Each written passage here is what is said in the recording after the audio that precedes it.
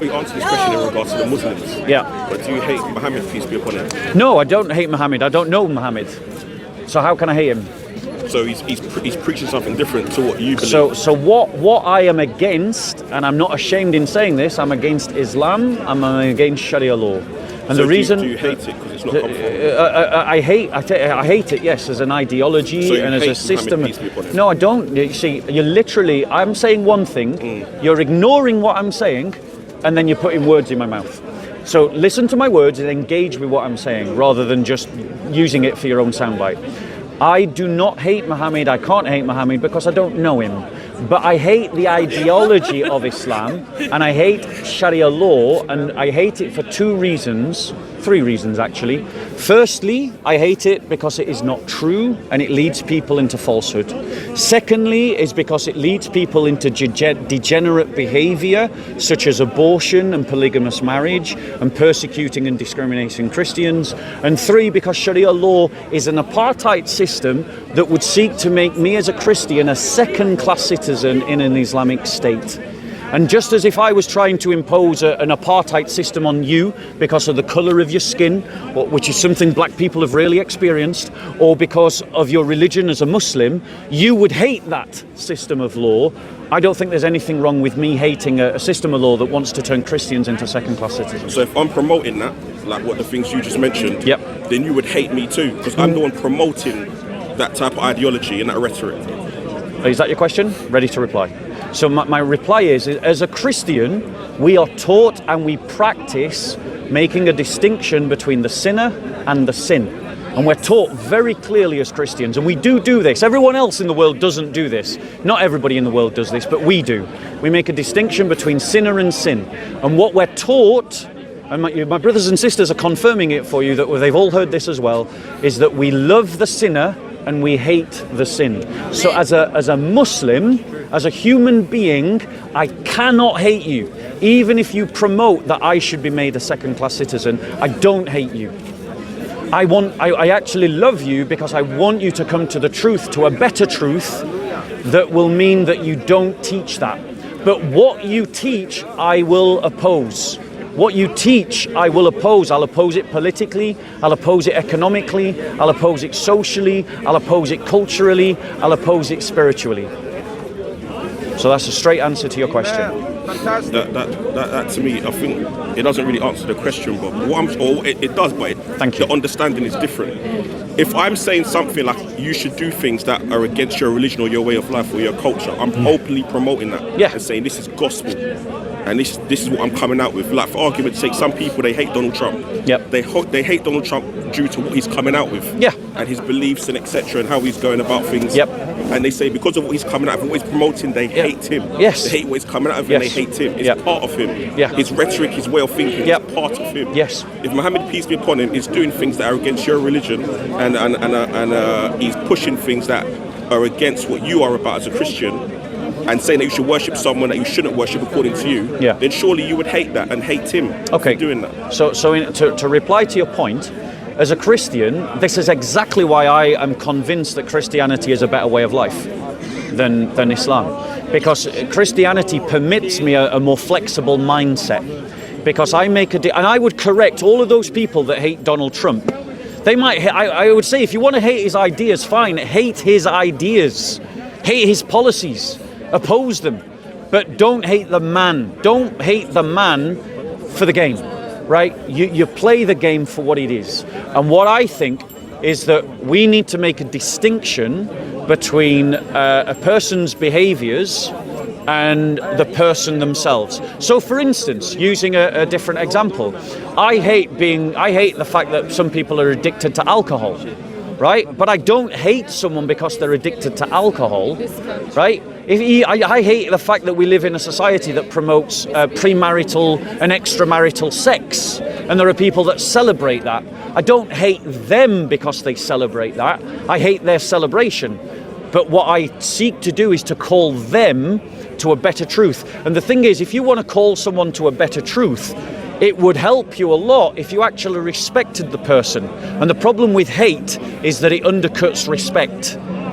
And that's the reason why Christians around the Islamic world under Sharia law have always experienced persecution and discrimination, is because Muslims are not taught to make that distinction, and so they hate not just the Christian religion, but also the Christians themselves. And that's why there are anti-Christian pogroms, churches being blown up, Christian girls getting kidnapped. But I would oppose that if it was ever done to a Muslim. So let me ask you a question, Bob. You mentioned a good point when you said you hate the fact that people are drinking alcohol and they're becoming alcoholics. Now, as a Christian yourself, would you say you hate what they're doing? Would you say that it's God-fearing for you to hate the brewery? Would it be wrong for you to say that you hate the brewery that is providing the alcohol for these people to commit sin and do their drunken behaviour with? Is that wrong for you to say that? Right, so this is a question where Christians and Muslims disagree, because I'm sure you know, within the Christian worldview, it's okay to drink alcohol. It's the abuse of alcohol that's condemned within the Christian faith. So in the same way that lots of Muslims in this park would attempt to justify the continuation of the slave trade that's continuing in the Islamic world in Africa, where you can still buy black slaves. The Muslims would try to condemn that. They would just say, Muslims would try to justify that. They would condemn the abuses of it. And in the same way, I would condemn. Can we continue our conversation? Can we continue our conversation? So I condemn the abuse of alcohol. That's what I condemn. So the breweries too? No. Because there's some, for argument to cut you, sorry, Bob, there's some alcoholic drinks that some Christians don't go near, like the stronger drinks. So maybe wine they might accept, but the stronger alcoholic drinks, they're like, no, this is... So let me answer that question. Like, if it was up to me, I'd have tighter laws around alcohol, no doubt about it. Supermarkets wouldn't be able to sell it. You'd only be able to buy it in pubs, and you'd only be able to buy it with food. And you wouldn't be able to buy it past a certain time, and you would have to be there. You couldn't, like, if you were there solo, I'd have restrictions on how many drinks you could buy. Like, seriously, the drinking culture in this country is wrong. It's nihilistic. You know, English people literally have this idea that they have to live their week to the Friday and then destroy themselves on a Friday night with alcohol. They literally say that. I want to get annihilated this Friday. I'm going to destroy myself. They say that, and I'm against that, right? But for instance, just as I am opposed to that liberal attitude, I'm also opposed to Islam, because Islam permits slavery. Islam permits the buying and selling of human beings as slaves. And I oppose that, and that's a much greater evil than the abuse of alcohol.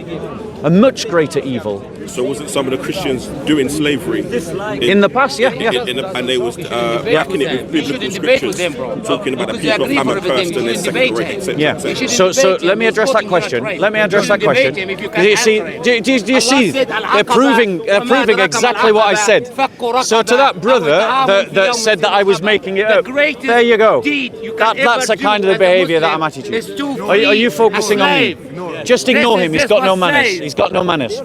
So in answer to the question. I heard you the first time. I'm replying to it.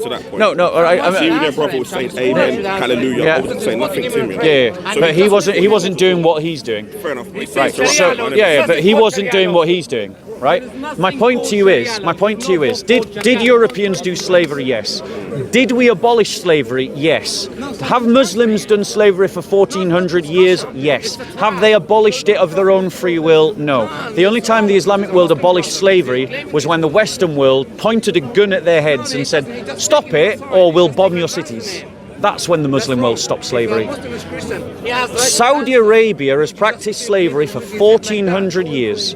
The only time they stopped it was in 1962 or 1964, and they only did it because the UN, under Western pressure, said you either sign this treaty or we're going to collapse your economy. This I don't know much of, Bob, so I can't really talk. Google it right now. Just Google when did Saudi Arabia abolish slavery. What I'm saying, Bob, is you said that they... Just because someone's black doesn't mean they know history any more than just because someone's white. That doesn't mean anything. Your colour of your skin doesn't make you an expert in history. What I'm saying, Bob, you said that they had stopped slavery because the West said if they don't stop it, we're going to bomb you to oblivion. But then on the flip side, you're saying that still goes on today in Saudi Arabia, and the West haven't gone there and attacked it and bombed it beyond oblivion. So currently The only places where slavery is legal in this world, the only place that I as a white man can go and buy a black child as a slave is in the African Islamic world, in Chad, in North Sudan.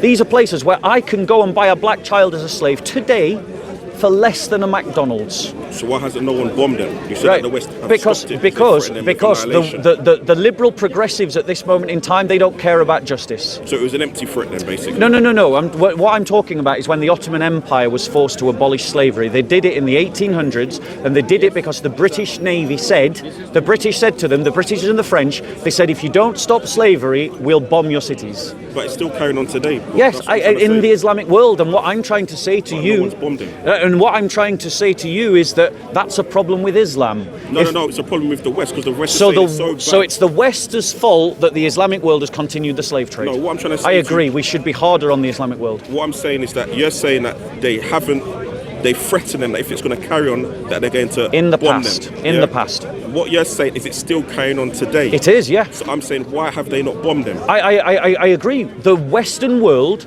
should be far harder on any Islamic country that still has slavery as a legal practice. And we should not be frightened to topple governments, and we shouldn't be frightened to collapse economies, and we shouldn't be frightened to kill leaders. Any leadership or government in the Islamic world, like ISIS, that tried to re-establish the slave trade, that continues in the slave trade, I personally believe in Western intervention, and we should force them that if they can't be the better human being that they should be because of Islam, that we should force them to be better human beings by ending the slave trade at the point of a gun. So when they was defending slavery in regards to the Hamites or the people of Ham and so forth, Yep. was that wrong of those Christian preachers doing Absolutely it was. And the thing is, what you probably don't know, but this is an interesting fact of history that you should go away and look at, is that in American museums they have what are called slave Bibles. And what happened is that when they gave the slave Bibles to the slaves, they actually took out huge numbers of verses because they realized that if they gave them the Bible without editing it, the people would read the Bible and realize that slavery is wrong. And you can see those Bibles in American museums today. They're called slave Bibles, and they're edited Bibles where they take out whole passages, entire chapters and verses of the Bible, because they knew if they just gave them the Bible without editing those verses out, the slaves would get the idea that slavery is wrong. And that says to you everything you need to know about the Bible. So yes, those slave owners and slave traders that said, that slavery is okay because of the curse of Ham, they were wrong, utterly wrong. And interestingly, that interpretation is a very late interpretation, and it comes actually out of the Enlightenment, because the categories of race that we all think in today isn't actually a Christian idea, it's an Enlightenment idea. Christians had no concept prior to the Enlightenment of these categories of race. Nobody did. But it talks about different cultures in the Bible. Different cultures, so different nations, Hamites, yes. It talks about different nations. Yep. So what I'm trying to say is, it talks about, not that I'm completely clued up on this, but it talks about some people, that some nations, they're cursed, and they're not on the same level. Yeah. So the Gentiles, that it talks about other nations, and sometimes it talks about them in a derogatory way. So if you're going to follow what Christianity is teaching, then you're going to look at these people like they are second rate. Like, I'll give you an example. Some people often talk about the story of the Canaanite woman, where Jesus did not want to help her because she wasn't an Israelite. Yep. She was a Gentile. Yep. He even referred to her as a dog. Yep. So we all know, even if we're lovers of dogs, that dogs are beneath us. We're not on the same level. Yep. If it was a matter of you dying and a dog dying, and you ask me which one should die, I'd say the dog, simply because you're over the dog. You and the dog are not on the same level. Yep. So what I'm trying to say is, it does promote that some people are better than others, or some people are there's different levels, or in regards to nations. So it's always been. This is even back in the Old Testament. So let me reply to that in full. Yeah. Okay. So the first reply to that is, when you actually look at the passage, there's two terms for dog in Greek. Okay, the term that is used when Jesus says that it would be wrong to give the meat to the dogs. The term that is used in the Greek is what's called a diminutive.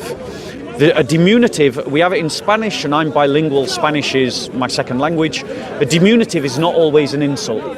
A diminutive can actually be a compliment. In the north of England, they'll use terms like flower, petal, pet. They use the word pet in the north of England, and it's not an insult. It's a term of affinity. Now, I've used that term myself, and people outside of northern culture have thought that I'm being insulting, but I'm not being insulting.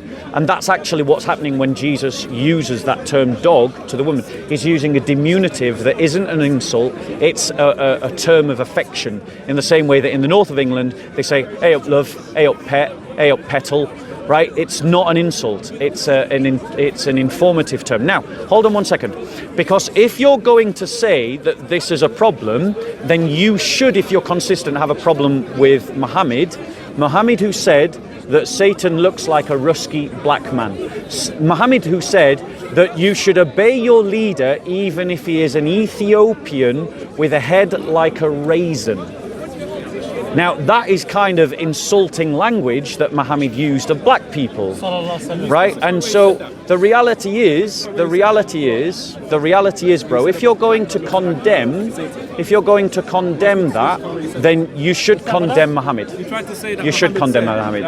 But the question is, will you be consistent? Are you brave enough to be consistent? I'm saying, Don't be distracted by these people. They just get sorry. They're talking across. What I'm saying to you is he refused to help her based on the fact that she was a Gentile. Yeah. So it's not like he's saying, like I might say, pet to a girl, but we're still on the same level. Yeah. I'm not going to, if I called you a dog and refused to help you, that means I'm looking at you like you are beneath me.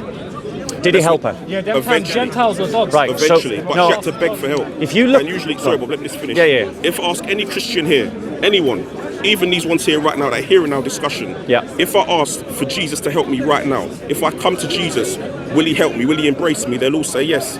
In the case of that story, she begged for Jesus' help, and eventually Jesus dealt with her. So he didn't want to deal with her simply because she was a Gentile and she was non-Israelite. So there was a difference in regards to nations. So shall I reply to that?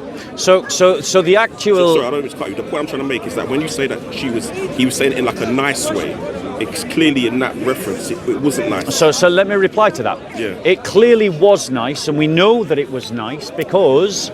No, I didn't interrupt you. You didn't. So let me speak without interruption. It clearly was a term of encouragement because rather than being discouraged, the woman continued to ask.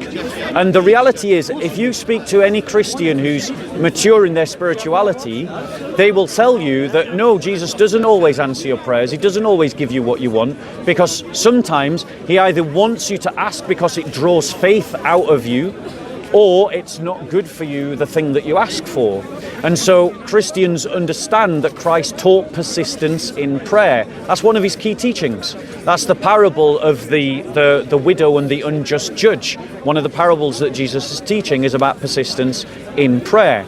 And as I've already demonstrated, even in England we have examples of using diminutive terms in affectionate ways.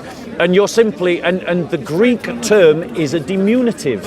That's actually the Greek word that is used. It's more akin to puppy than it is to dog, the harsh sounding word that we translate it as and hear it as. Because in English, dog is a harsh term. We do use dog as an insult. So when we see it in the text of the English, we read it in that sound, because in our language to call someone a dog, it is an insult. But to call someone I'll give you a perfect example.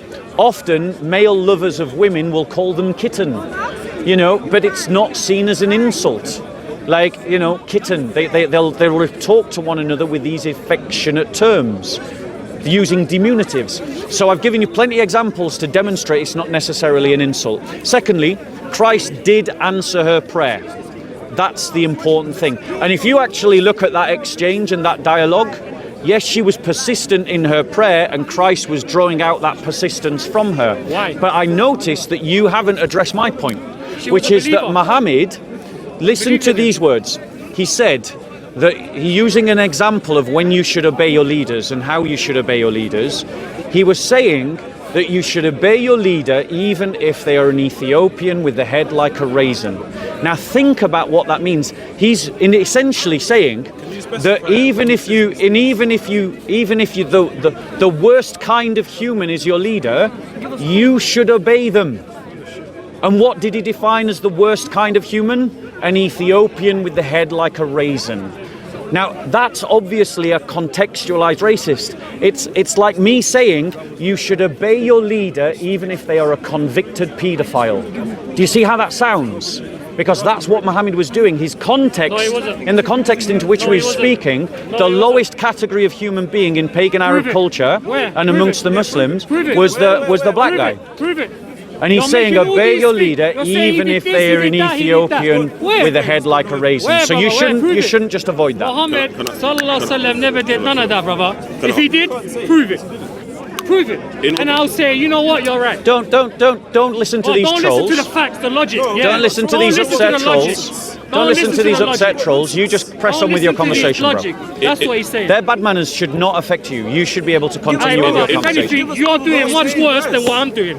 Do you understand? In regards to what you said about you're doing much worse. Yeah. Hang on, bro, 2 seconds. In regards to the Ethiopian comment, I'm going to have to look into that. That's something that I'm not aware of. And then come back and talk to me. That's no problem. Probably next week or something. Yeah. You're here every Sunday. I'm going to look into that. In relation to the Canaanite woman, you are fully aware of that scripture in the Bible. Yeah, of course. Yeah. What I'm saying is that you're saying that she should show consistent faith. When she went to Jesus, she said, "Oh, Master, Master." I can't remember it verbatim, bearing in mind, but she came to him and said... Sorry, I got it, bro. So she came to... I've got it. Oh, no, I've got it here, thank you. She came to him and said, "Oh, Master, oh, Master." Yeah. So she was already had the faith, but she's already coming to Jesus, according to the Bible, with unlimited faith, calling him, "Oh, Master, and begging him. Yeah. He didn't want to acknowledge her until the disciples said, I can't remember exactly verbatim, but the disciples ended up coming to her and saying, send her away to Jesus, and said, "Listen, she's constantly pestering us, Jesus. Please just give her a little bit of time because this is becoming too much." Then eventually he dealt with her. But the reason why he didn't want to deal with her is because she was a Gentile. And I think in that same passage, it says, when they asked Jesus, or when she asked Jesus, he had then replied, but the house of I have Israel. only become to the lost sheep of the house of Israel. So there's a clear distinction between what she was, a Gentile, and what he was as an Israelite. There's a clear distinction there. But she came to him with pure proof in the beginning. So, and just to confirm, that passage with the Ethiopian thing, I'm going to have to look into it. So I can't talk too much. And I'll tell you what. I need to get the context. And I'll tell you what exactly the traditional understanding of the Muslims is that is a passage in which Muhammad is demonstrating that how much faith and fidelity you should give to the Caliph, to the leader. And that's what they understand Muhammad as teaching. Because I have looked into this passage. But you've got to understand how the example makes sense. He's saying that even if they are the lowest of the low in your perception, you should still obey them. Which means that he was speaking into a racist culture in which attitudes towards black people were racist, but he's saying that even if the leader is an Ethiopian with the head of a raisin, which is quite insulting in and of itself, then you should still obey them. So that is essentially saying an old, wrinkly black man, because he's got wrinkles, and he's describing it as a raisin. Now, if I was to describe any old elderly gentleman who's black in colour like a raisin head in front of you, you would absolutely right to say that is an insult. And it was no less of an insult in the time of Muhammad. When has anyone described someone as having a raisin head and being a compliment? My point to you is the passage that you're quoting. Jesus said, right, and it's a diminutive term, and I've given you examples from modern English, and I've demonstrated that in the Greek there are two terms that are used for dog. One of them is a diminutive, and when it's used in a diminutive sense, just like diminutives in English or diminutives in Spanish, it's not necessarily an insult. It is, Bob, because he refused to help her. You don't know Greek, bro. And he used that. If I'm saying you're a dog, I don't want to help you. Yeah, I'm not meaning it in a pleasant way. You're hearing it in English, bro. Even if I heard in ancient Aramaic, if there was dogs back then in Israel at the time of Jesus, peace be upon him. The text is in Greek. I'm trying to say they got it from the ancient Aramaic. Yes, so they translated it. Yes, exactly. So they translated it. Exactly. No, 1 second, because here's the finish, right. Yeah, but the thing is, bro. Right. Yeah, you finish your point, and then I'll reply. So I'm not even going to be long. What I'm saying is, even in the time of Jesus, there was dogs about. Yeah. And I'm pretty sure there was no RSPCA back then where people dogs were very, very, even more so, second rate back then than they are now. Because as you well know, that the animals of today, dogs, cats, they have rights. You can't just treat them anyhow or you'll get arrested. I can't just go and start strangling cats or skinning them in the street. Yeah. I would get arrested and probably sent to jail for that. Yeah. So what I'm saying is, even in the time of Jesus, the dogs were probably even lesser they was even more so. Yep. So what I'm saying is, Jesus refused to help her, and then he referred to her as a dog. So when you're saying that it's an diminutive, there was no way that could have been nice if he's refused to help her and then called her that also. And then there was some talk about the crumbs falling off the table and stuff like that. Yep. So it's clear that she was of a lower class. Yeah. Because of her being Gentile. And also I was going to say to you, sorry, but I'm just going to land quickly. Again, I don't know in its entirety, but I'm sure can you save your second point? Let me reply to your first point and then come back with you. Remember the first? Yeah, can I just reply to that first though? Because I think we need to bring that to a conversation before you end that conversation before you bring up a new point. And the reality is the reality is that, you know, I've exemplified and demonstrated that the terminology is diminutive in the Greek. It isn't an insult, and people did love their family dogs. Even back then, people loved their family animals, and it's not necessarily an insult. And the reality is, bro, that you can either chew that pill or not. You can either believe it or not believe it. But I've heard this argument before, and it's just not convincing because it doesn't have an understanding of the Greek, it doesn't have an understanding of culture, and it doesn't have an understanding of language. People today in English, lovers, men who love women, some of them call them kittens. It's a term within relationships even today. Why is Satan and so and you see the behaviour of your Muslim compatriot. Don't say Muslim compatriot, because you just so he's insulted because of facts about your prophet that you need to look at. Because if you're going to look into that and you're going to find that what I'm saying is true, then you need to ask yourself whether this is someone you should follow.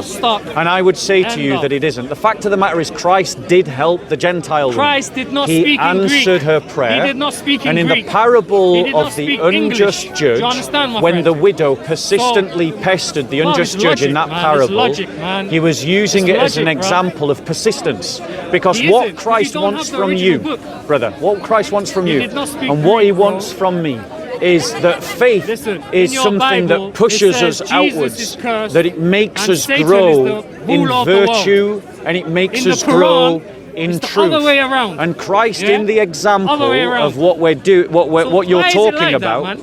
talking about is Christ putting into practice one of his own parables. The parable was about persistence in chasing after God and asking God what you want, and then he's using the example of the woman to put into practice what he taught, to make her persistent in pushing for what she wanted. And also with the apostles as well. So he's literally putting into practice what he preaches. Something Muhammad never did. Muhammad said to you that you could only have 4 wives. You have nothing. He had over 13 wives. You can't even have one. So he couldn't even practice what he preaches. You know what I mean? You can't even get one. He couldn't even practice what he preaches. So you wanted to raise another point. But you can't live with a woman. I was going to say that you don't have a woman. Even in relation to... Because I'll be real with you, my friend, yeah? Look, brother, I'll be real with you, yeah? When are you going to correct him on his bad behaviour? I don't correct your Christians, Bob. I don't correct... Who amongst the Christians is behaving like this? I'm just trying to say, who told you if he wanted to button, I'm not going to say anything. He can ask me whatever he wants. But who amongst the Christians? So to the brother, I just want to make a comment to the camera. So to the brother that was challenging me earlier, the Holy Spirit there you go, is guiding you. proving me right. It's the JR team. Proving me right. No. So you change the conversation, my brother, yeah? What I'm saying is... You change the conversation, when the innit? Christians... When you do this... You're being rude. I'm trying to listen to him. And what can you do about it? Nothing.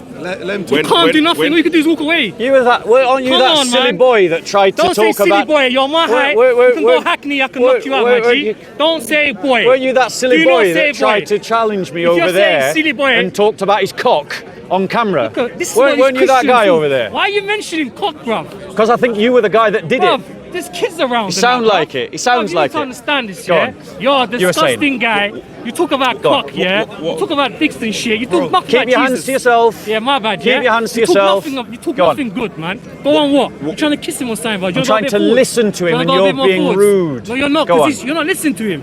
You're not listening to him, I'm bro. trying to. You keep interrupting. See, you're trying to. Go You're on, not bro. acknowledging, bro. He's been talking for 20 minutes. You've been interrupting for 20 minutes. It's because you're not listening to him, bro.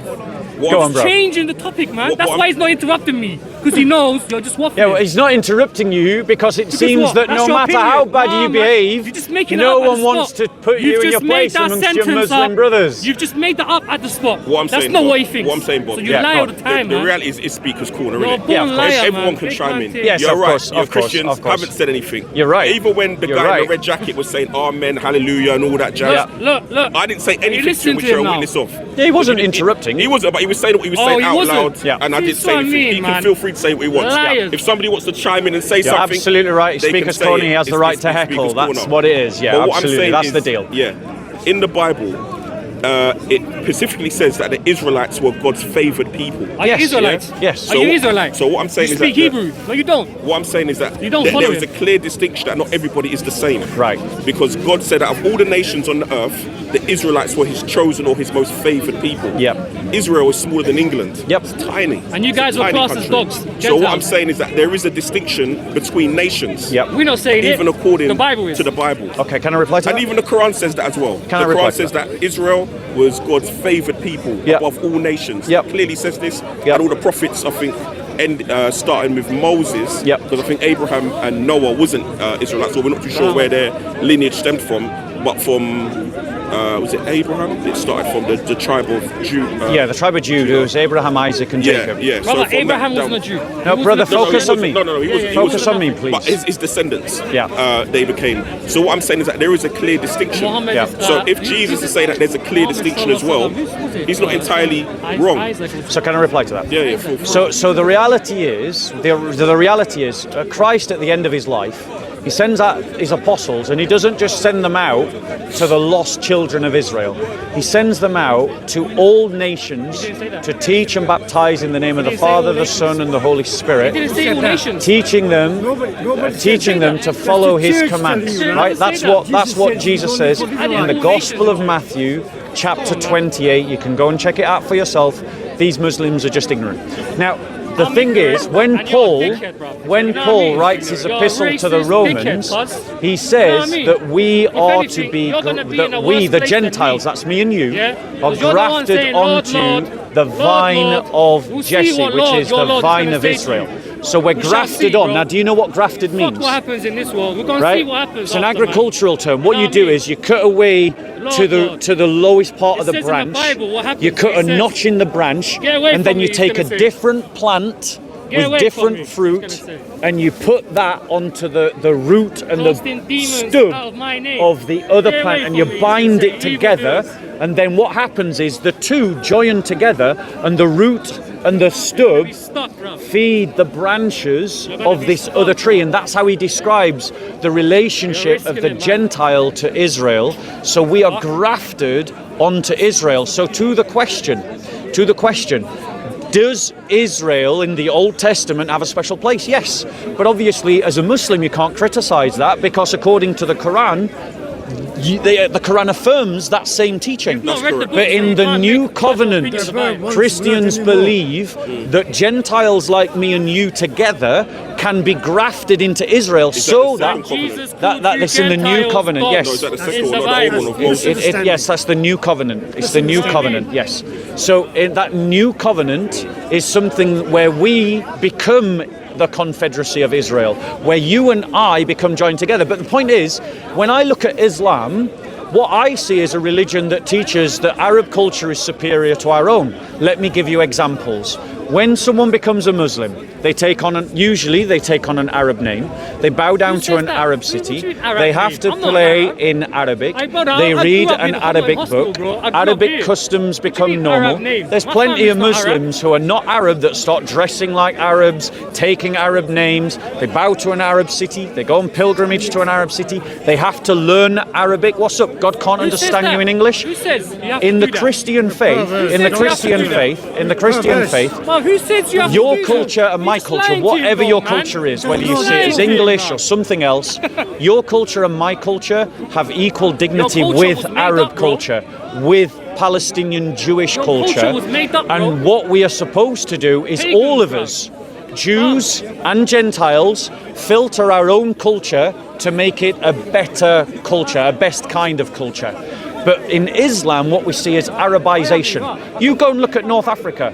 North Africa, all those people... No, sorry, don't interrupt. Stop being rude. Don't interrupt. Stop being rude. Brother, focus on me, or our So, if you're going to stop listening to me, I'll stop talking to you, and I'll just go somewhere else. Well, another once I said I wasn't listening. Right. So please focus on me. Right. So my point to you is that you look at Egypt. Egypt had an African culture, had an African language called Coptic. Right. It's older than Arabic, but since even before the time of Christ, they had Coptic as their language, and then the Muslims came in the 7th century, and and then Arabic became their language. Look at North Sudan. North Sudan is Nubian. They had their own culture, they had their own beliefs. I know a refugee woman, a Muslim woman, who had to flee North Sudan, and her crime was to campaign to stop an area of Nubian historical importance from being flooded by a dam that they were building in Sudan. And they were going to kill her for it. And she was a Muslim woman campaigning to defend Nubian culture. And they speak Arabic now, and they think of themselves as Arabs. Wherever Islam dominates, Arabization follows. The Assyrians of Iraq, Arabization. The Palestinians of the Middle East, Arabization. Jordan, Arabization.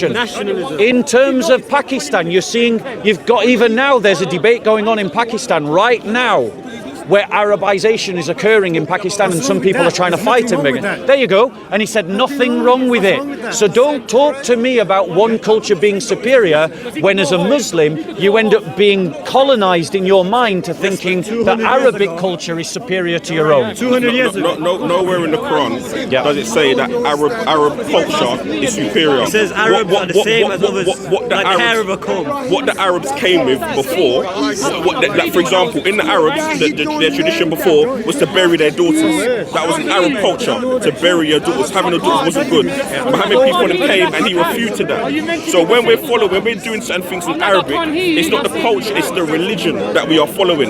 Because God did not say follow Arab culture. There was many things that the Arabs were doing before that Muhammad peace upon him came with, and he said, don't do that. Stop it. Stop what we do culturally. Just how you said filter out culture. The Prophet Muhammad did that. I'm listening to you. Yeah. So what I'm saying is that they did stop that. Even when you follow Jesus, I'm pretty sure you don't look at it like you're following an Israelite culture. You're just following the teachings of what was sent to him by God. It's like Moses with the Israelites as well. They're following their own people, but when certain people's following the prophets of God, they're not following their culture, because God hasn't set down culture to them. He set down divine revelation. That's something that we can both understand. So it's not a cultural thing.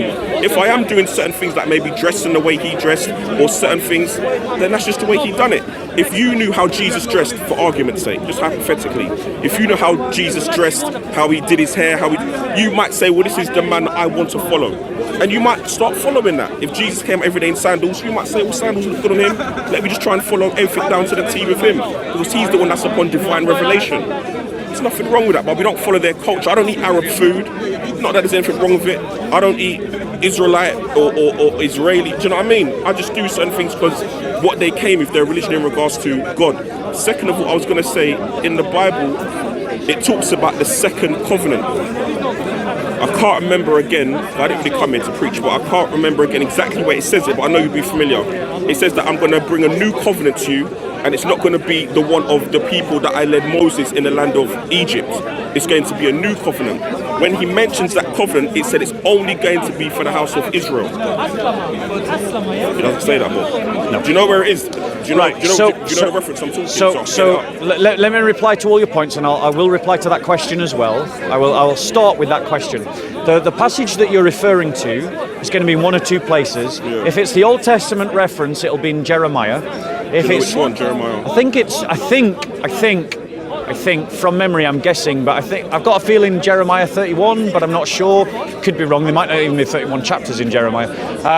So if it's an Old Testament reference, it might be in Jeremiah. If it's a New Testament reference, Christ mentions the new covenant at the Last Supper, where he says that this is my body, which is given for you, do this in remembrance of me. And this is the cup of my blood, the blood of the new and everlasting covenant, which is shed for you and for all for the forgiveness of sins. So those are the two references that I think about. In terms of in Jeremiah, where he speaks about, he says that I will establish with you, Israel, a new covenant in which I will pour out my spirit and your sons and your daughters will prophesy. Now that new covenant is what Jesus inaugurates in the communion.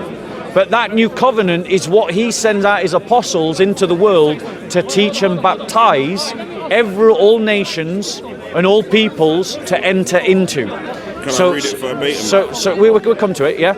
So that's to address that point. But the problem is with what you're saying is that I'm willing to accept that I can't point to a verse or a phrase that says that Arabic culture is superior to other cultures. I'm willing to grant you that. But the reality is that Islam does lead to Arabization, and the evidence is abundantly clear. All you need to look at it. Peace be with you, brother. The evidence is abundantly clear. You see Arabization amongst societies that convert to Islam. The Assyrians were not Arabs. The Phoenicians were not Arabs. The Palestinians were not Arabs, but they've all Arabized. The Copts were not Arabs. The Nubians were not Arabs. The Berbers were not Arabs, but they've all Arabized. So what actually happens is, because you believe that Allah can only speak to you in Arabic, you have to believe by consequence that it logically follows that you must adopt Arabic as a language of prayer. Because Muhammad was an Arab, and he is the best example in everything, then normative customs and attitudes of behavior that he did not directly contradict, like infanticide, do become exemplars of perfect behavior, and they're all Arab. So that is why Islam leads to Arabization. I have literally heard a Muslim say that there's nothing wrong with Arabization. When I said to him, when I gave these examples of Arabization, and he said, that guy that was there, he said, what, there's nothing wrong with that. Well, I want to tell you that there's a better way, bro. Whatever your culture is, and I do not claim to suggest that I know, I'm going to assume that it's English because we're speaking in English and we are in London, right? That our culture, right, assuming that we're sharing that culture, right, is something that is equal to Arab culture, that is equal to Palestinian Jewish culture. It's not that English culture and whatever culture you claim as your own is equal to Palestinian Jewish culture, i.e. the culture of Jesus, and it is equal to Arab culture. I actually love Arabic culture. I really like it. I genuinely do. But my point is that in Christianity, we say that all cultures are equal. In Islam, by default, they say that you have to Arabize, and Muslims do Arabize. And you know as well as I do, when you go to the masjid, you're seeing people who are not Arabs acting like they're Arabs. Can I respond to that? Yeah. So we'll start with the first bit, yeah? Go on then. I know we mentioned the stuff about Jeremiah, yeah? Yeah. Which you was right. It was Jeremiah 31. Yeah. If I'm not mistaken. Good to know I know some of my Bible. You do indeed. So it says verbatim. Shall I wait for you to get it? Yes, please. Jesus cursed in your book and you couldn't answer, bro. Why is he cursed? He's definitely triggered your bro, isn't he? Your homie's Don't jump to definitely him, triggered. bro. Don't jump to him. Me So, and him are more Jeremiah- close than you, my dog. Jeremiah- What are you talking about, cuz? 31. 31. What are you talking about, cuz? Ah, I got it right. Guy, man. The Yeah, passage you as did, well, yeah. yeah. I've Googled it, Guy, yeah. my All right. guy. You know what I mean? Who are you, my G? Don't talk to him like he's trying to give a opinion. Okay, like, Jeremiah 31, verse 31. Yeah, go So on. it says, the days are coming. So this is Bible Gateway. Yep. Don't you think I'm saying anything Yep. that's not of... Yeah, go on. So it says, the days are coming, declares the Lord, when I will make a new covenant with the people of Israel. Correct. And with the people of Judah. Yep. It will not be like the covenant I made with their ancestors Yep. when I took them by the hand Yep.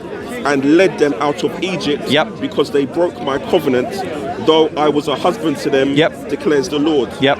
This is, so 33 now. Yep. This is the covenant I will make with the people of Israel. Yep. After that time, declares the Lord, I'll put my law in their minds, and I will write on their hearts, and I will be their God. Yep. Don't you think we should continue, or is that enough? Right, so that- you make is your that- point now. We've read the passage. Okay. You make your point from that passage, and Right. then I'll reply. So what I'm saying is, there in the Bible, correct me if I'm wrong, there's two covenants. It says there was the one of the time of Moses. Yep. And then there's going to be a new covenant. Yep. Yeah. So you don't really hear Christians talking about there's three covenants. There's two. There's the old covenant, and there's the new covenant. Yep. So for argument's sake, some Christians, they don't follow the Sabbath. They still eat the shellfish and stuff like that, and they say that's the old covenant. When Jesus came, he made a new one. Yes. This one is declaring a new covenant that's not going to be like the one of Moses. Yes. So this is the new covenant. Correct. The point I'm trying to make to you, Bob, is this new covenant again is only for the people of Israel. Yes. It's not for the world and everybody in it. Right. And it clearly states that in Jeremiah, which I did read to you verbatim, which you could.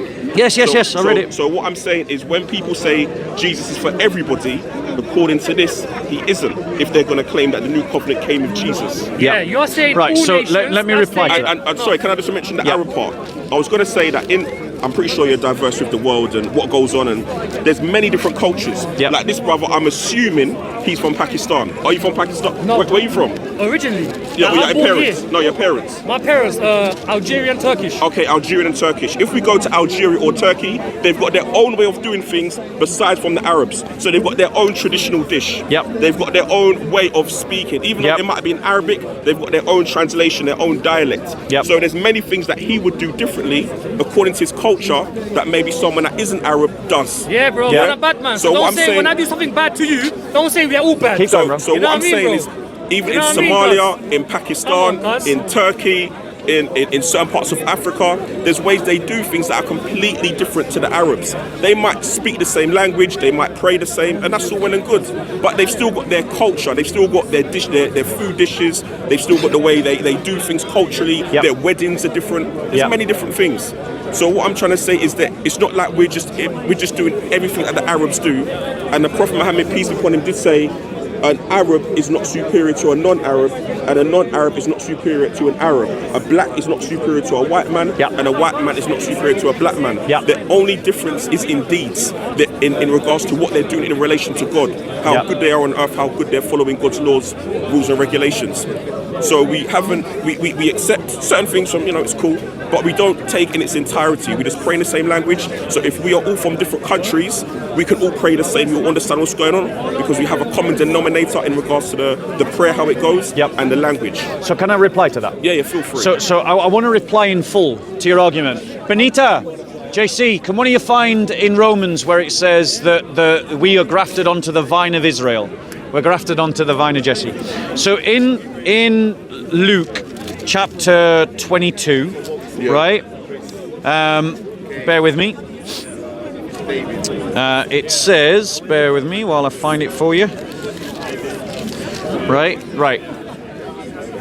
It says in chapter 22, it says, reading from verse 19, "This is my body which is given for you. Do this in remembrance of me." And in the same way, he took the cup after they had eaten, saying, "This cup which is poured out for you is the new covenant in my blood."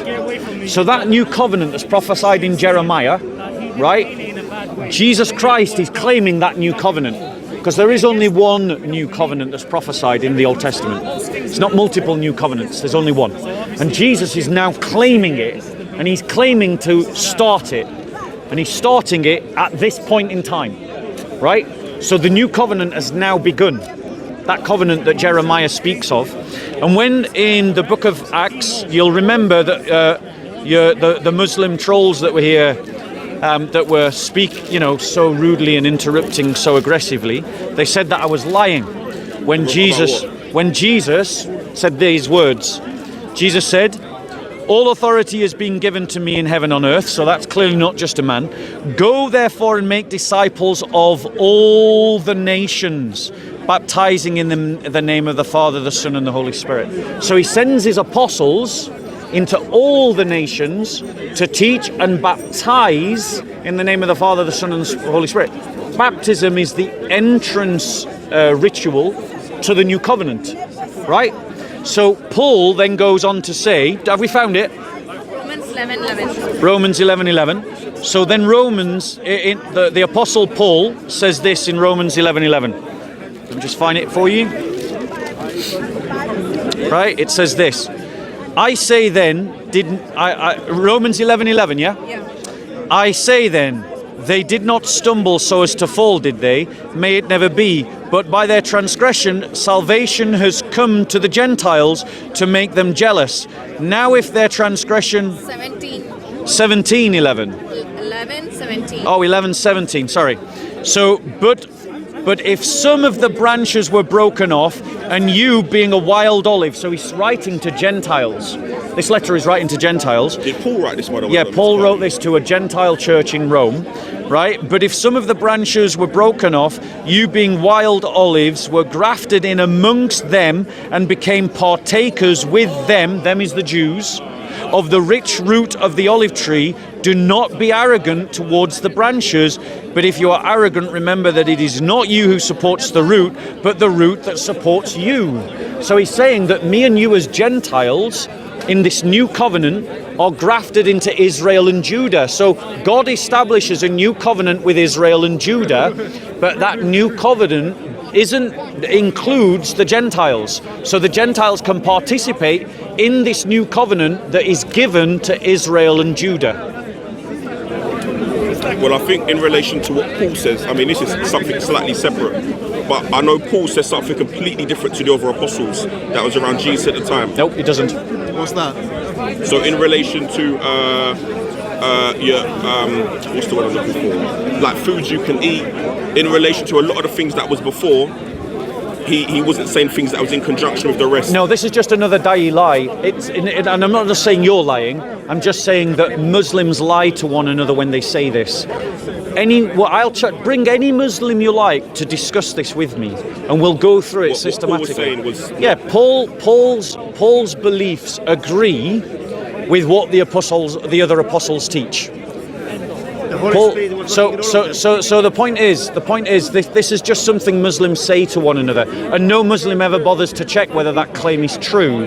The reality is, the furthest in terms of other epistles that you get from Paul's teachings at a prima facie level is James. But when you read James carefully in context, what he's criticizing people's misunderstandings of Paul's teachings. So he's not criticizing Paul. He's criticizing people's misinterpretation of Paul. That's what he's criticizing, right? So, and the reality is, just as Christ sent the apostles out to teach and baptize all nations, as I showed you. And it's not the 12 tribes, you would say, the 12 tribes. Well, they're not the nations of Israel. They are, right? All nations. No, it says all. It goes out into all the world. All nations. I would say that would conclude. Sorry, I didn't mean to cut you. But I haven't finished. But go on. I would say that would conclude with Jeremiah. That those two would go hand in hand. Yeah. If it was only for the 12 tribes, because this covenant is what the prophet Jeremiah is saying. Remember, well, 1 second, because you did interrupt me. Remember, he said that the new covenant that I'm going to establish with you will not be like the Mosaic covenant. Would you agree that the Mosaic covenant was just for the Jews? Yeah, it was just for the Jews. So if you were going to establish a new covenant that was not like the Mosaic covenant, is one of the ways that you could make it different to say that it is for the Jews and non-Jews. Would you agree that that is different? That's one of the ways, but I don't think that was the way. Right. Well, the thing is, you then have to square your teaching with Christ's teaching. No, because in here it strictly says that new covenant. Yep. That in Jeremiah 31. Yep. That new covenant. Yes. Even because you say that one of the teachers it could be for other people now. Yeah. But in this covenant, it strictly says it's just for the house of Israel. No, it doesn't say that. I'll get it up again. You read it verbatim. Yes, I read it, but it didn't say just. Where was solely for Israel and Judah? Right, let me get him to read Right. it. Well, one second. He's not biased, No, he's you're Christian. talking to me. All right, can you read it then? So you're talking to me. No, it's only because when he said Right, what he said, I didn't interrupt him. let's talk. I didn't want to get a Muslim to read it. Right. They No, might- look, bro. I read the passage with you. Can I read it again with you? Show me where it says to the exclusion of all others. All right. So what I'm saying, I'm gonna read it to you again. Yeah. So it said the day. Just as Jeremiah. I've got it. Yeah. 31. So the days are coming, declares the Lord, when I will make a new covenant with the people of Israel and with the people of Judah. That's what I said. When it said all nations, it would coincide with each other if it was talking about the 12 tribes of Judah. Yeah. But it said with the people of Israel and with the people of Judah. Yeah. We all know they've dissected into 12 sects. It will not be like the covenant I made with their ancestors when I took them by the hand to lead them out of Egypt, because they broke my covenant. Yep. Though I was a husband to them, declares the Lord. So it's not going to be a covenant of the time of Moses. It's going to be a new covenant. It's going to be a new covenant. And again, it's for the people of Israel and for the people of Judah. Yeah. That's what I'm saying. So again, it says in 33, this is the covenant I will make with the people of Israel again. After that time, declares the Lord, I will put my law in their minds, and I will write on their hearts, and I will be their God. Yeah. So, as I said to you before, I don't mean to keep repeating myself. Yeah. That would make sense if it was coinciding with the people of Judah, the 12 tribes of Judah, and the people of Israel, not the whole of humanity in relation to what the Christians say about Jesus. Yeah. And just to confirm, I believe as a Muslim, I'm pretty sure you got the idea I'm Muslim. I believe as a Muslim that Jesus only came for his own people. He only came for the Israelites. Muhammad, on the other hand, I believe he came for the whole of mankind. Right, can I reply to that? Yeah, feel free. Sister, could you find in Isaiah where it says that all the nations will come to Jerusalem and offer up sacrifices to Yahweh? Right? So my point to you is, bro, is that all the way through the Old Testament, all the way through the Old Testament, there are these indications that Yahweh will be worshipped by all the nations. And I'm going to show you those passages now with my sister's assistance. I just want to show you one. You want one, Bob? That'd be nice, thank you. That's very kind. Thank you. You said that the new Israel for the Christians is mean the Christians. I don't use the text. Miss, would you like one? Oh, she's too busy. She's finding something. Right. So what did you say? You said something. I said that the new Israel, the new covenant are the Christian church. It doesn't say that here. But that's how the Christianity and the Father interpret the new Israel. The new it said here, it said the house of Israel and the people of Judah, which is 12 tribes. Yeah, but the house of Israel is the church now. Right, so the brother is right. That is Israel, and there are Jews that are part of Israel. So listen to this passage. Yeah, I think this is the there we go. Right, in Isaiah 55. Remember, so we're talking about an Old Testament prophet here. I found it, sister. In Isaiah 55, it says, "Lo, everyone who thirsts, come to the waters." Everyone, right? And you who have no money, come buy and eat. Come and buy wine and milk without money and without cost. Incline your ear and come to me. Listen that you may live, and I will make an everlasting covenant with you, according to the faithful mercy shown to David. Behold, I have made him a witness to the peoples, a leader and commander of peoples. Behold, you will call a nation you do not know, and a nation which knows you not will run to you because of Yahweh your God, even the Holy One of Israel, for he has glorified you. Same theme continues in 56. But again, sorry, you finished. My point to you is, in the Old Testament, there's multiple passages. Can we just keep that one? Yeah, in the Old Testament, there's multiple passages that talk to Israel and say to Israel that through Israel the nations will be saved. That's what the Old Testament covenant, and it talks about it in the context of the establishment of a new covenant. Now, I agree and affirm with you, Jesus only came to the lost sheep of the house of Israel. Because that's what, of course I do. That's what Jesus said. Why would I argue with Jesus? Now, when it says keep the Sabbath day holy, and some people still go to church on a Sunday. Yeah, hold on one second. Just saying. Yeah, right. Like that. That's a look. I'm don't just throw saying. us off. Don't throw us off. No, bro. I'm not. Don't go into that. I'm just saying. So, my point to you is, if you actually read the Old Testament properly, as part of the new covenant, the vision of the new covenant. Remember, truth wasn't just revealed to one prophet, but to multiple prophets. I believe that. When you look at all the statements about the new covenant, it clearly indicates that salvation will go out from Israel to the nations, to the Gentiles. No. It says the Yes, nations, it does. Bob. Yes, it does. And that's. Yeah. Are you finished? Yeah. Behold, you will come. You will call a nation you do not know, and a nation which knows you not will run to you because of the Yahweh your God, even the Holy One of Israel. Yeah. So if it's the Holy One of Israel, it's not talking about Israel. No, is it the Holy One of Israel? Have you got Isaiah 2:3. Isaiah chapter 2, verse 3? Let me show you another passage that says the same. What I'm trying to say to you, Bob, Go on. is it clearly says nations. And God talks about the nations when he's talking about the Israelites. He's talking about the nations. Those nations, to me, looking at it, would be the 12 tribes.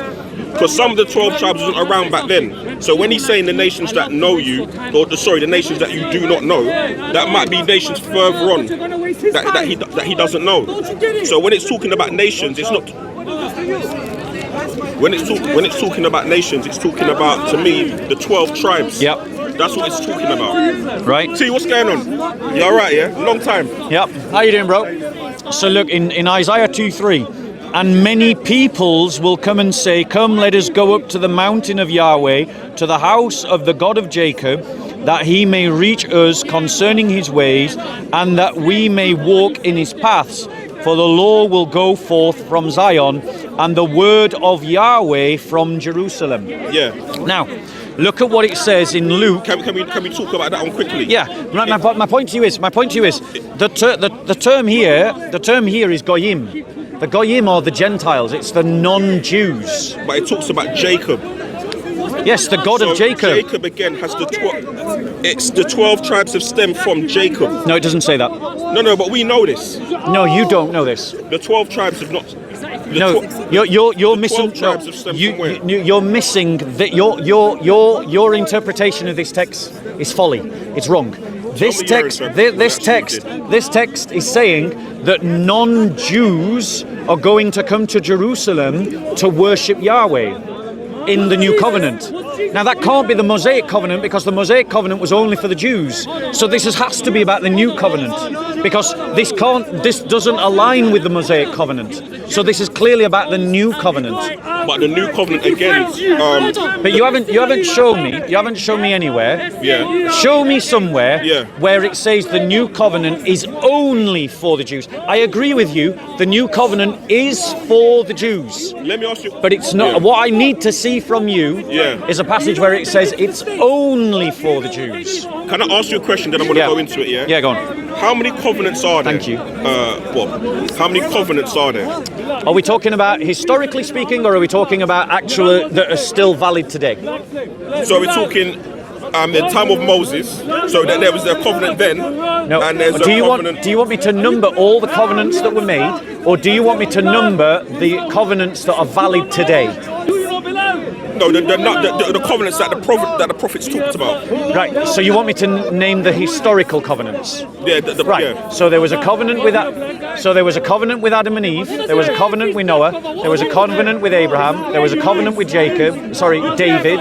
There was a covenant with I think David was the last one.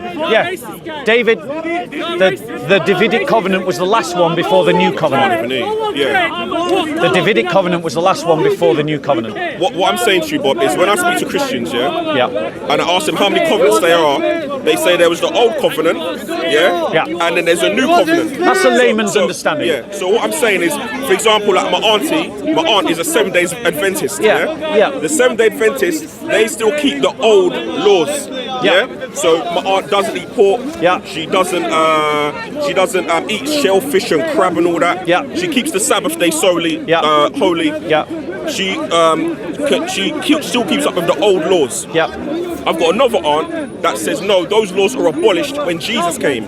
When Jesus came, that was a new law. Yeah. So she's saying that's why she doesn't abide by the old ones anymore. Yep. So they always say there's two covenants. Right. So even the Seventh-day Adventists, they accept the new, what Jesus came in, but they still follow the old. Yeah. And again, they get all the information from the Bible. Yeah. So what I'm saying is there's two covenants. Yeah. Two covenants. No, there's more than that historically. The covenant of Moses, it talks about in around that time that there's going to be a new covenant for the people. Correct. Again, that new covenant is again for the house of Israel and for the people of Judah. No, this is where you're going wrong, because the new covenant is to the house of Israel, but as I've just shown you in Isaiah, this Isaiah 2:3, right, and I want to show you another passage as well. The new. Let me finish. Yeah. Right. It says.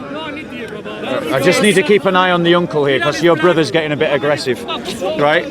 So it says, now it will come about that in the last days, so we're talking about the end times, the last stage, right? And that is what indicates there is a new covenant. The mountain of the house of Yahweh will be established as the thief of the mountains, the chief of the mountains, and will be raised above the hills. And all the nations will stream into it. All the nations will stream into it. We believe as Christians that is the church, and all the nations, that's Gentiles like me and you and Jews and Judah, stream into Israel, stream into the temple that is the church. We believe that we are the temple of the living God. And it says, and many peoples will come and say, come, let us go up to the mountain of Yahweh, to the house of the God of Jacob, to the house of the God of Jacob. So it's saying that Gentiles like me and you will go to the God of Israel and inquire into his ways. And that is what we Christians believe happens when someone becomes a Christian. We Christians go on pilgrimage to Jerusalem. We go to the house of Israel. We go to Jacob. We go to the land of the patriarchs, and we inquire into the ways of Christ, who is the Jewish Messiah. And because the Jewish Messiah is establishing an old covenant for all nations, which clearly that doesn't fit with a Mosaic covenant. That's not a Mosaic covenant there. Because the Mosaic covenant, as you rightly identified, and I agree, is just for the Israel. But the new covenant is also for Israel and also for Judah. So Jeremiah 31 is still correct. But as you can see in Isaiah 2, 3 and 2, and another passage I'm going to show you. Hang on. Before we go, we'll come back to it. No, we'll come back to it. Remember, you done that to me. You said, "Can I just mention the?" Yeah, don't worry. I've got a marker there.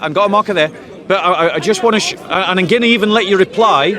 I just want to put my thumb in the next passage, right? Christ is seen as the fulfillment of this promise, right? He is the one that all nations. Are you all right? You seem distracted. Right, well, it's a lot of noise, Bob. You know that. Yeah, right. So Christ is the one who is the one that is bringing about the salvation of the world, and we see that in Zechariah's prophecy. So this is a New Testament prophecy where he says, listen,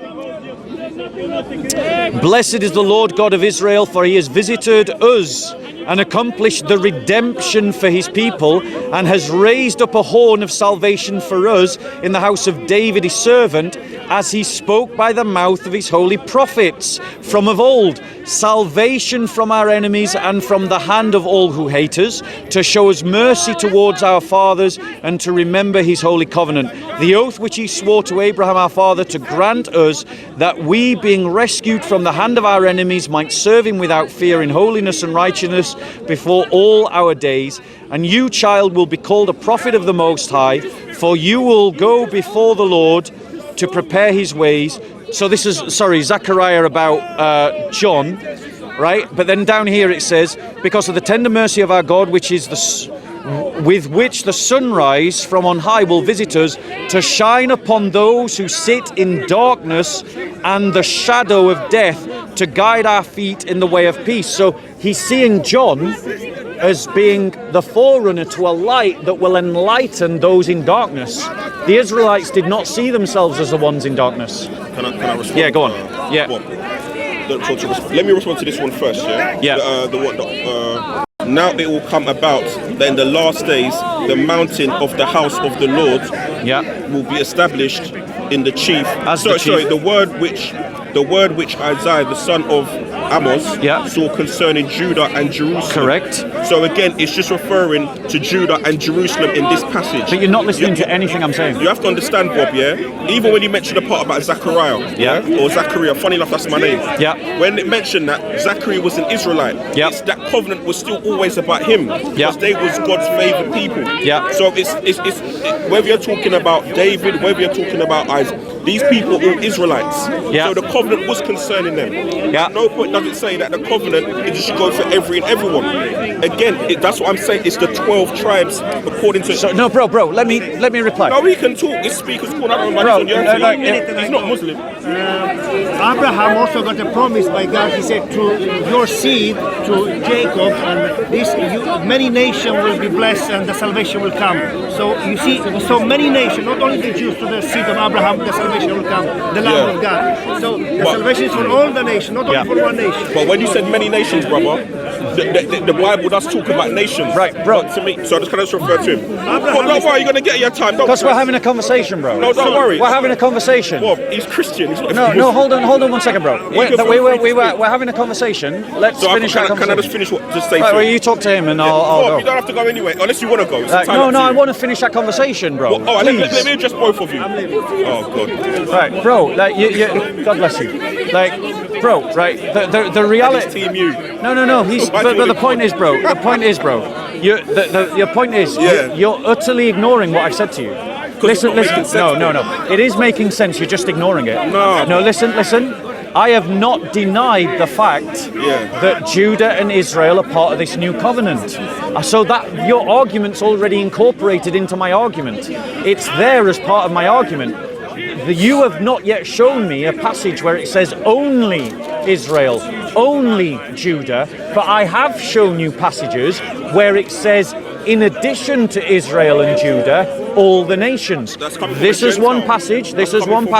No, this is coming from Isaiah. And it's talking about all the nations. No, it's saying concerning Judah and Jerusalem. Yes, but you're not listening. Now listen to what it says. Listen, it says no. You're not hearing this. And many people. Listen. Okay, let's keep the conversation civil. And many peoples will come and say, "Come, let us go up to the mountain of the Lord." So that's saying Judah and Jerusalem expect that the nations will come to your mountain. Expect them that they're going to come. So my point is, I'm showing you passages that show that this covenant includes other nations. You have not shown me any passage that says that it is only to the Jews and Israel. Let me finish. I'm going to show you another passage now that you can ignore as well. No, don't right? Listen. Look, in Luke chapter 2, it says, "Now, Lord, you are releasing your bondservant. Depart in peace according to your word.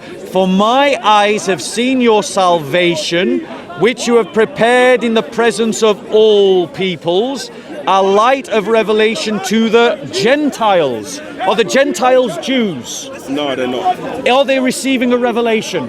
According to Luke, they are. And who is that revelation? What do you mean, who is that revelation? Right, this passage, who is it talking about?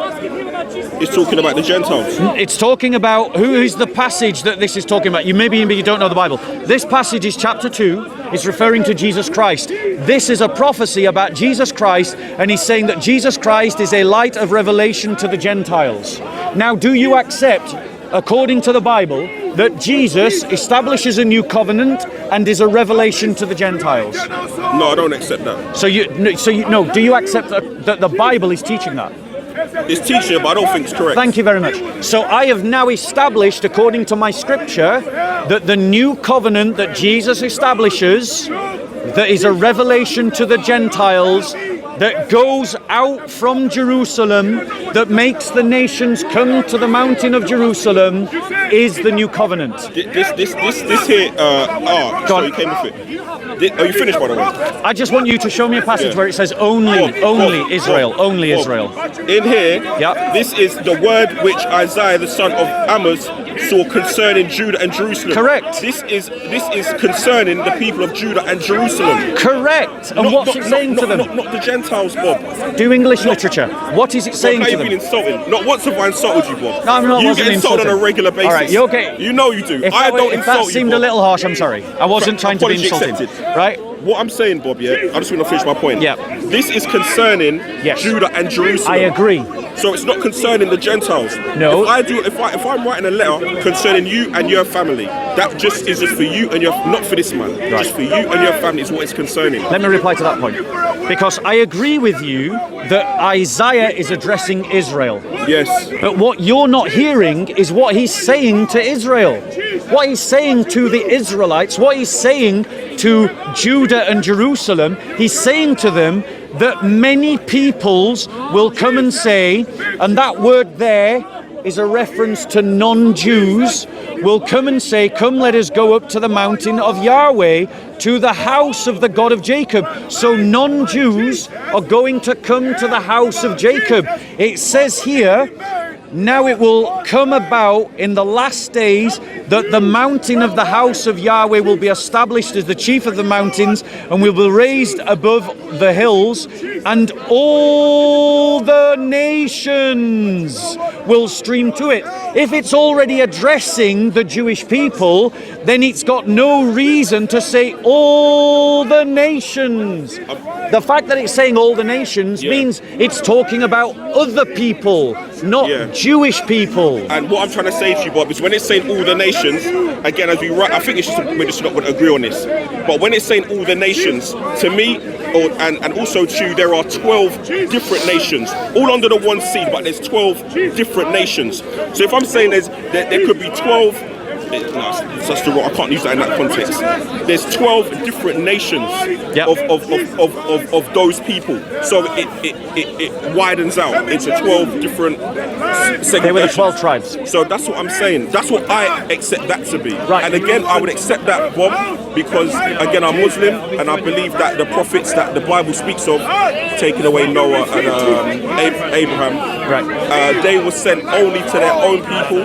So I believe that whatever coincides with Islam, because I can take from the Bible as long as it coincides with my belief. Right. And because I believe that my belief is superior, the same way you believe your Bible is more superior. Yeah. So to me, it would make sense, and to me, it does make sense if when it's talking about all nations, it's simply talking about the 12 nations, because it's not just one people; that it spreads out, it branches out far and wide. So that's what I believe. So my point to you is that you have not, and I challenge you openly now. The only way. Go back and do my homework. So go away and do your homework. Show me a knockdown verse that says that the new covenant is only to the people of Israel. I showed you. No, you Jeremiah. haven't. You haven't shown. But I read Jeremiah, and it didn't say only to the Jewish people. It mentioned the Jewish people. No, let me finish. I didn't interrupt you.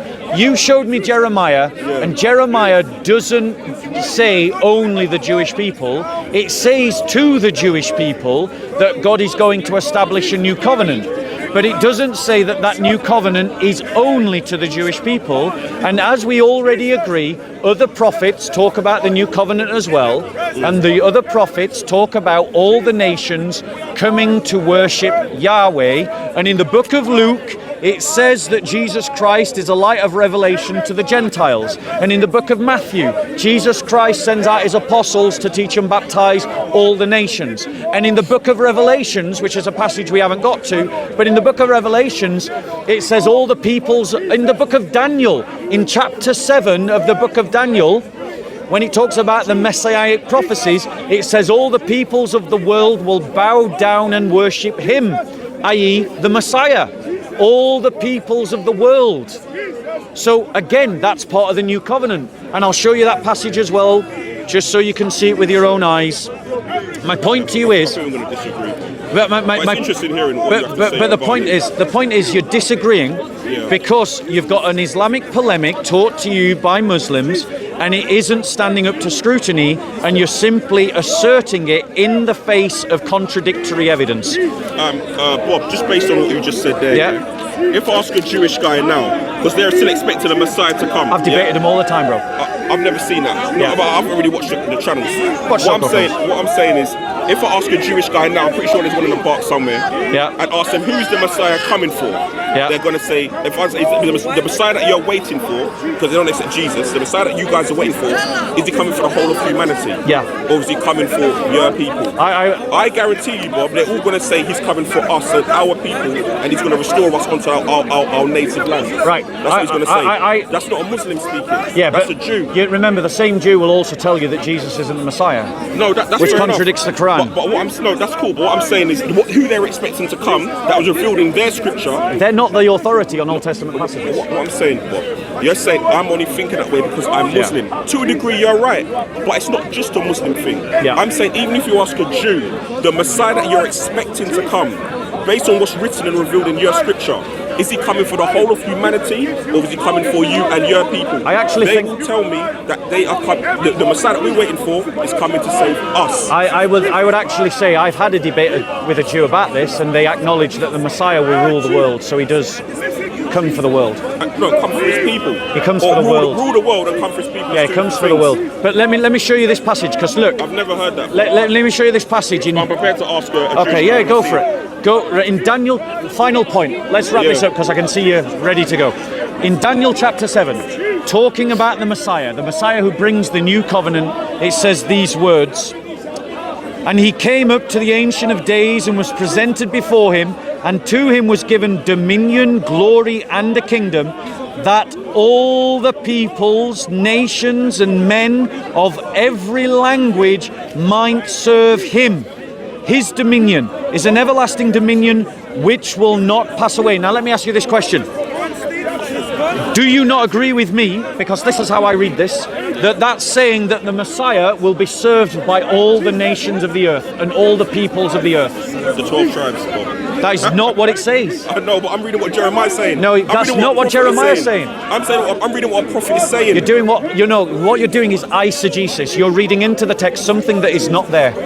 No, because you're saying, Bob, you're saying show where it's only for the Israelites. And you haven't shown me. Sorry, only for the people of Israel. Only for the people of Israel. And you haven't Bob, show me. I believe here, Bob, this is what I believe. I believe there's two covenants. There's the older one, and there's what Christians say is the new one, what Jesus came with. Yeah.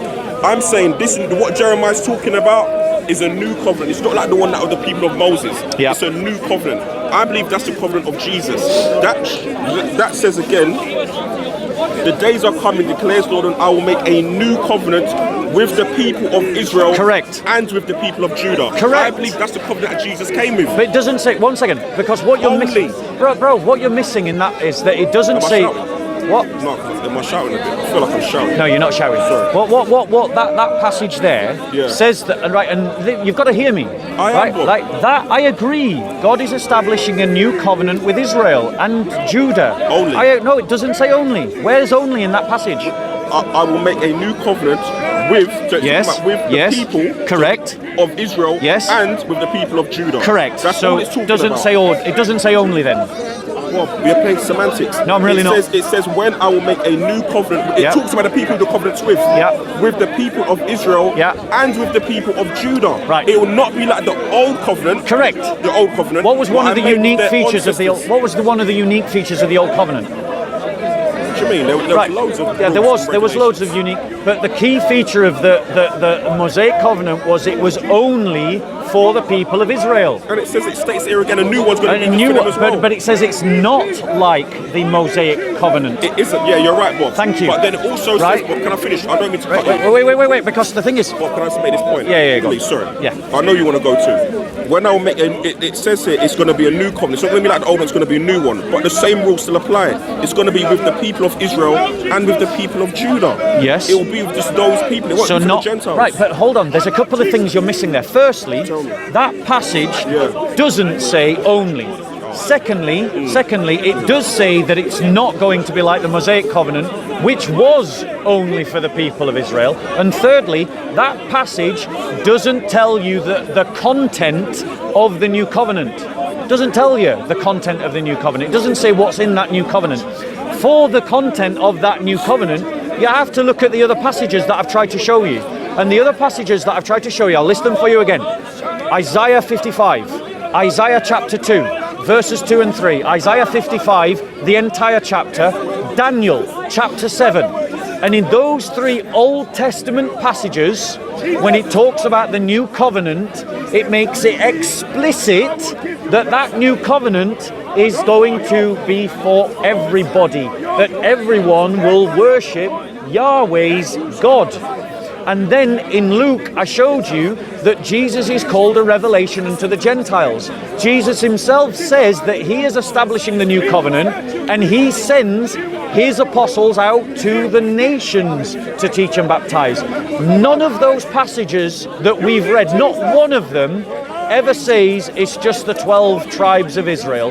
That's what you read into the text, and you read into it, not because it's there in the text, but it's because what some Dai told you. No, not Dai. As I said to you before, Bob, even with the Jews, if I ask a Jew, the Messiah that's coming to you, is coming for everyone, obviously, you can't even join Judaism. They're not really going to accept it. We all know that because they believe it's a bloodline thing. Well, you can join it. You can, but they don't really promote it like that. What I'm saying is, when the Bible, to me, when the Bible's talking about nations, I believe it's talking about the 12 nations. You got to prove it. This new covenant. Again, there's an old and there's and a new one. Yeah. This is what we're talking about. It's not going to be like the one of Moses. It's going to be a new covenant. Yeah. Again, it talks about or specifies who this new covenant is for. Yes. And again, it strictly says for the house of people, the house of Israel, and the house of Judah. Right, but bro. I'm going to disagree. But don't worry, Bob. Right. So have you got a Bible at home, bro? Yeah, I do. Right. I'd like to give you a book. I always give a book to people I have nice conversations with. Always. I'm just finishing up for us. Bear with us 1 second, Mo. So I just want to give you a gift as a sign of appreciation of the civil way that you've conducted yourself, and I've really enjoyed the conversation. Yeah, likewise. Yeah. So this is for you. This is my gift to you. Make sure your people on the YouTube channel don't give me a hard time in the comments. I can't vouch for what they do. I can't control their behaviour. No, but you was telling me the Muslim guy, my fellow brother, he was acting up. Well, you saw it on camera, bro. It was like I did, but I'm just saying you have to tell your people now. I see the comments are terrible. Be nice. Be nice. Be nice. Right? But hey, have a read of it, bro, because honestly, I believe that my closing thought to you is that you're trying to sustain something that's not supported by the evidence, and that's called eisegesis. What you need to practice is exegesis. So read your Bible, come back with more questions, let's talk again. No problem. All right, you look after yourself. Have a great day. God bless. Take care. Bye-bye.